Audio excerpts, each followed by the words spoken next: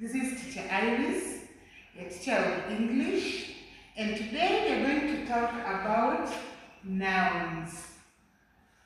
So we are going to talk about nouns, but before we talk about nouns, I want us to recap on what we did yesterday and remind ourselves about what we did yesterday.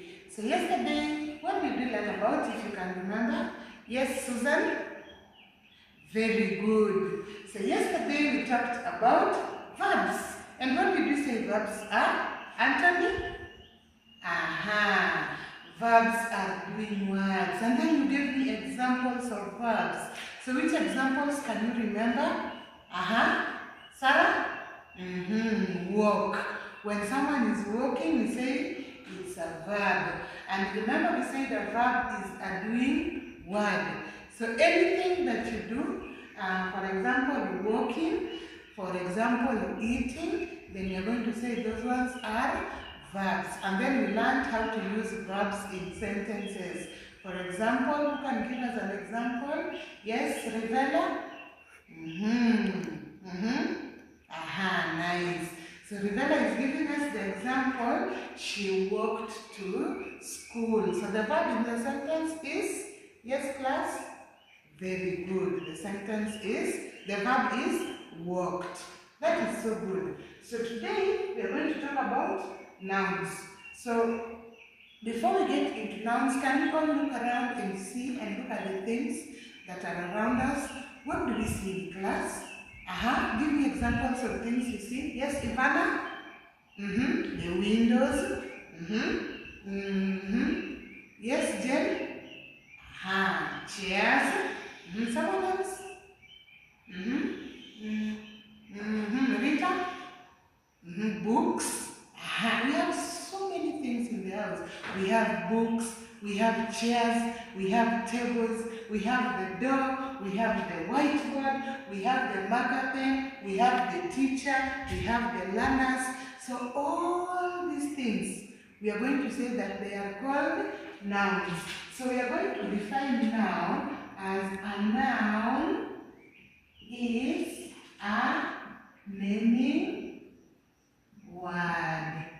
A noun is a naming word. So anything that you can give a name is referred to as a noun. So nouns are classified into different types. For example, we have those nouns that we can touch, we have those nouns that we can't touch, we have nouns that we can count, we have nouns that we can't count, and we have nouns that we can smell, we have those that we can't smell, and this brings us to the subdivisions of nouns, and we have several. For example, we have proper nouns, we have common nouns,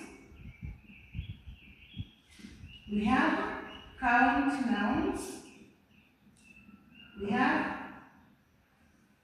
non-count nouns, we have abstract nouns, and so many other types of nouns. So we want to look at a few of these and a few of their examples.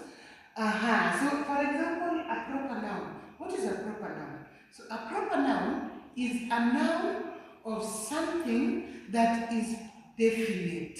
For example, the name of a place, or the name of a person, or the name of a particular thing, or the name of a country. Give me examples of names of people or names of places that you know. Yes, John? Washington. Very good.